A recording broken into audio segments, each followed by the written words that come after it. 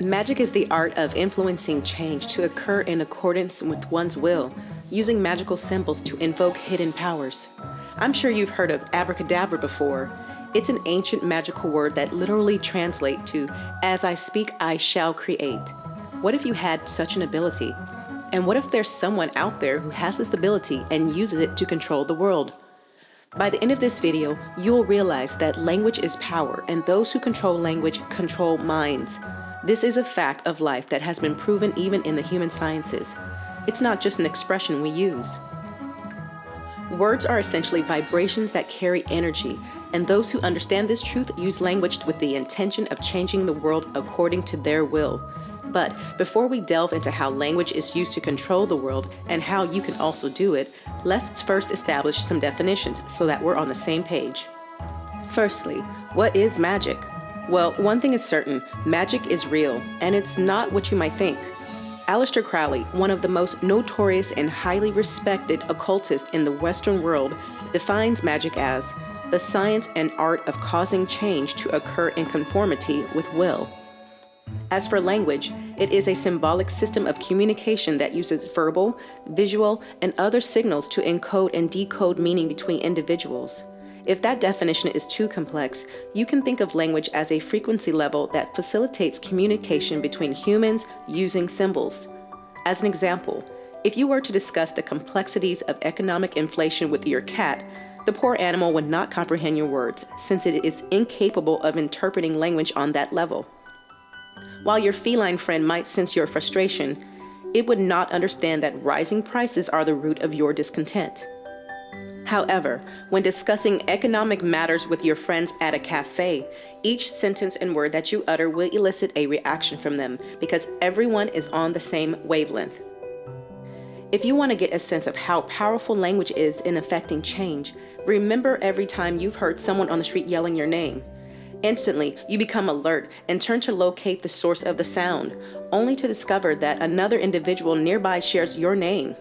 In a sense, your name is a spell that can be used to grab your attention.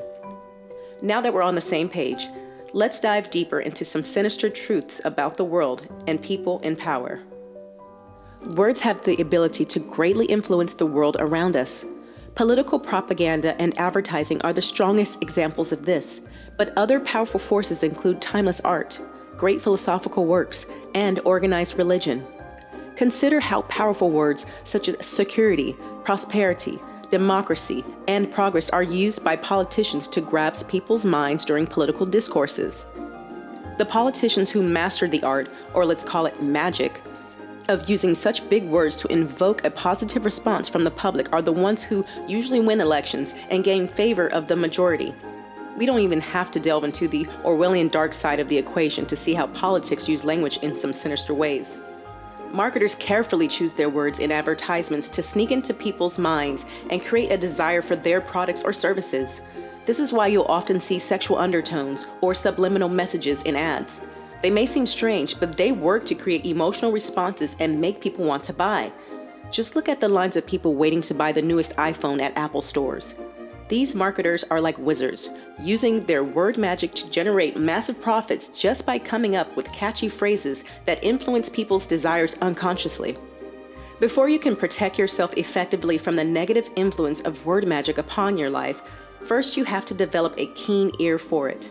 Many people talk about the third eye, which is the mind's eye that sees beyond the surface, but only a few talk about the third ear, which is the inner ear that hears the undertones and hidden meanings. Probably because a third ear is weird and not as aesthetic as a third eye. Anyway, being aware of the power of word magic requires keeping a critical mind. When you're being critical about language use, you notice the little nuances and details that masterful word magicians, the good ones and the bad ones, use to make their language powerful. As the old saying goes, the devil is in the details. So you have to pay attention to the details that you often overlook. And since we're in the devil's territory, also remember that the biggest trick he has ever pulled is to trick humanity that he doesn't exist. Dark word magicians are adept manipulators, disguising themselves as innocent lambs. Therefore, it is important to maintain a discerning mindset when encountering individuals who possess a talent for language manipulation, whether it be a man or a woman attempting to flirt with you, a salesperson trying to sell you something, or even a presidential candidate who wants your vote. In your journey to become more aware of how word magic works and how to protect yourself from it, the first step is mindfulness and self-knowledge. Before you even start learning about magical systems and spiritual systems, it's better to be well-grounded in your psyche and body. See how different words affect you, how they make you feel, what they make you think about, and so on. Journaling is one of the best techniques to develop in order to master word magic. Notice how your writing is affected by your mood and which mood is the best for writing. Also, notice how you breathe when you're in that mood and whether your heart beats faster or slower. Training yourself to invoke that mood and attitude of profound awareness over language, how it's used by others, and how you can use it, is essentially like building a rapport with your guardian angel who always gives you special powers and protects you when needed. Speaking and writing with a strong intention is how you channel your will into the physical realm. When your intentions are articulately communicated, visualized clearly, and critically evaluated, your mind becomes a sharp tool, like a sword. As a matter of fact, the sword is often a symbol of sharp-mindedness, intellect, and articulate speech that cuts through the BS. An example of that is the suit of swords in the minor arcana of the tarot. But we'll get deeper into that subject later.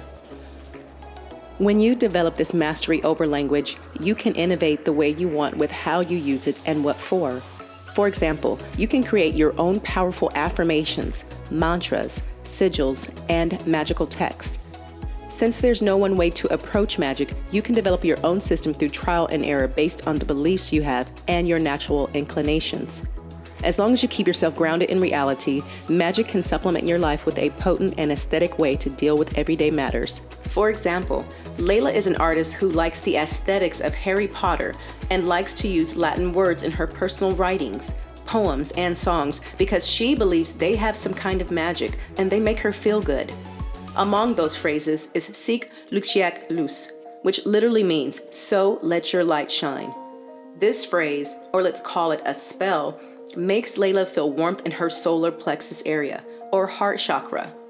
She feels relaxed and inspired when she speaks that phrase out loud or draws it as calligraphy. She also creates sigils that she uses as decorations and drawings in her clothes and gadgets.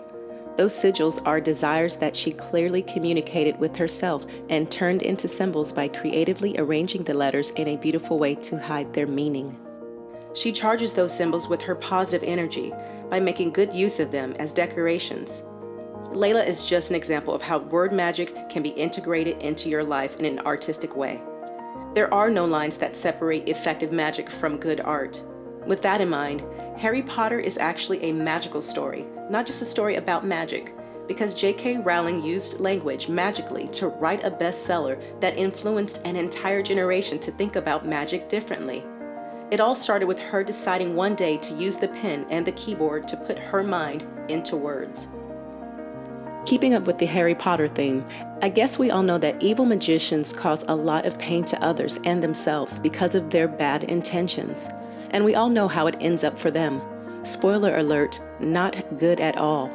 Pure intentions equal good outcomes.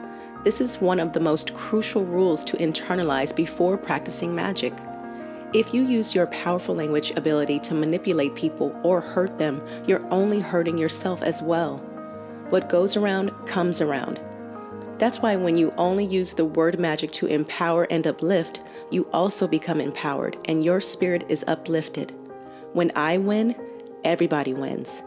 As the old cliche goes, with great power comes great responsibility.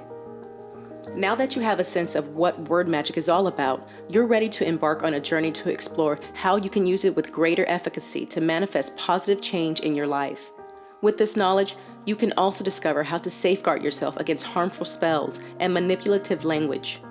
By being mindful of your words and intentions, you can become a word magician yourself and radiate positivity.